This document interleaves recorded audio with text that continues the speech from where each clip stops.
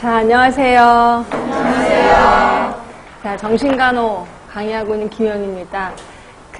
처음에 우리 간호학과 1학년 때 딱 들어왔을 때 정신 쪽 하면은 조금 설레는 사람도 있었을 거고, 또 나름대로, 뭐야, 무서워, 이런 사람도 있었을 거예요.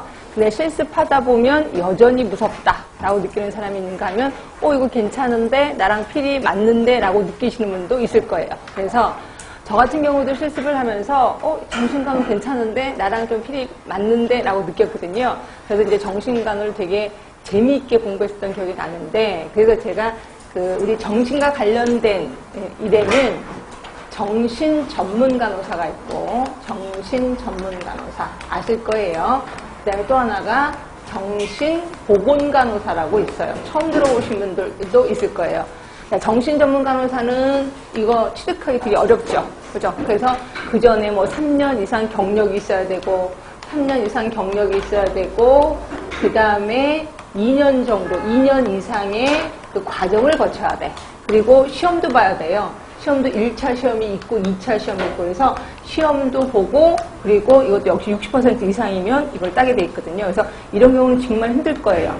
그런데 비해서 정신보건 간호사는 자, 경력, 일단 여기서는 1급이 있고 2급이 있습니다. 1급, 2급.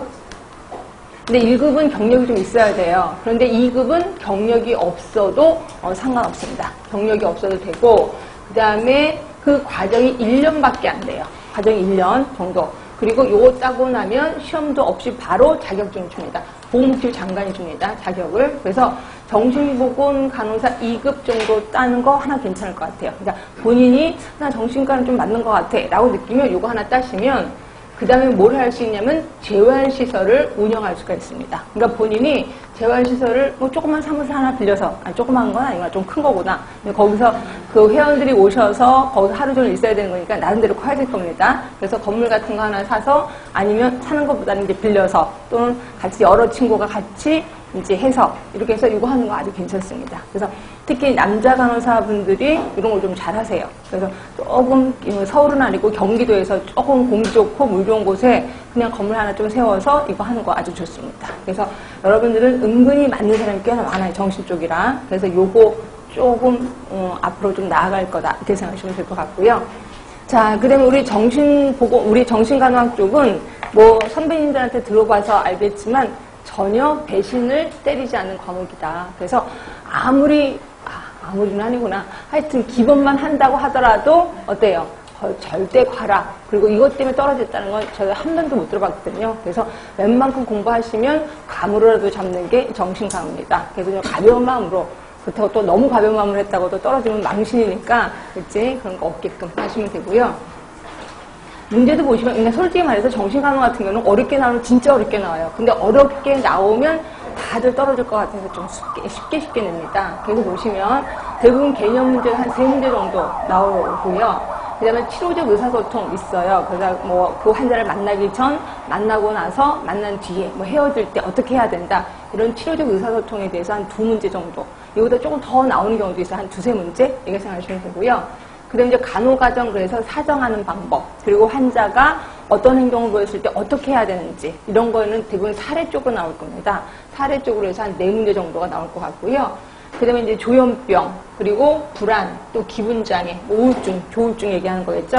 이거는 각각 4문제씩 나옵니다. 어떤 때는 불안이 조금 더 많이 나와요. 5문제. 어떤 때는 기분이 좀 3문제, 이런 식으로 나오고요. 하여튼 요 3개는 좀 유명하게 자주 나오는 거다라고 보시면 되고, 물질 관련은 이거는 청소년 때문에 또 그렇고, 물질 관련증, 알코올, 그 다음에 커피 중독 이런 것들도 좀 해서 한 3문제 정도 나오고요. 나머지는 각각 여러분들 서운해 하실까봐 1문제씩 또는 2문제씩 이렇게 해서 나옵니다. 그래서 쭉 전체적으로 다 좀 나오긴 하는데 대부분 나오는 문제들이 좀 나온다 이렇게 생각하시면 될 것 같고요. 자, 그래서 정신 쪽은 요 정도만 좀 하시면 될 것 같아서 그냥 슬쩍 넘어가고 우리 처음부터 그냥 들어가도록 할게요. 자, 보시면 맨 처음에 이제 정신간호 이해가 나올 거예요. 거기에 보시면 WHO 건강의 정의 어디서 배우셨어요? 지역사에서 배우셨을 겁니다. 자, 거기 단순히 질병이 없거나 허약하지 않을 뿐만 아니라 신체적, 정신적, 사회적으로 안녕한 상태. 예, 이거 당연히 외우시라고 얘기를 했고요. 그 다음에 그거 말고도 매니저, 마슬로우 얘기를 했는데, 자, 미국 볼게요. 미국엔 건강과 인간 서비스 분야가 있는데, 이게 뭔 소리인지 모르겠죠? 건강과 인간 서비스 분야가 우리나라의 보건복지부 이름을 이렇게 지었습니다. 얘네들은. 그죠? 우리나라의 보건복지부를 그쪽에서는 건강과 인간 서비스 이렇게 지은 거예요. 자, 거기서는 뭐라고 했냐면, 자, 개인은 생산적인 활동, 관계 충족, 변화에 적응하고 역경을 극복할 수 있는 능력을 가지고 있는 것을 건강하다라고 얘기를 한 거예요. 큰일 나네. 처음부터 이런 목소리가. 자, 5번입니다. 자, 그러면서 건강과 질병은 옆으로 쭉 가시면 문화의 영향을 받는데요. 당연하죠. 문화 영향을 당연히 받겠지.